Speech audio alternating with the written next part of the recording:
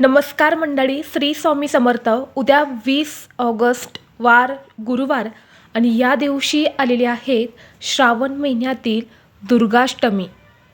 श्रावण महिन्यातील शुक्ल पक्षातील अष्टमीला श्रावण दुर्गाष्टमी साजरी केली जाते.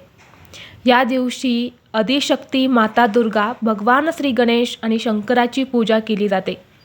या दिवशी कुलदेवीची पूजा उपासना केल्याने घरात सुखशांती, आरोग्य आणि समृद्धी नांदते, तसेच सर्व संकटांचा नाश होतो.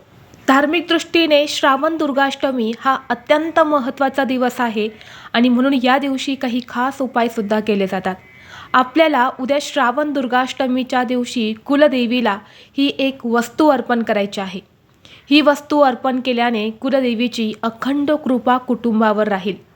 कुलदेवीच्या कृपेने घराची, मुलांची, पतीची अगदी भरभरून प्रगती होईल. जीवनातील, आयुष्यातील सर्व दुःख, दारिद्र्य दूर होतील.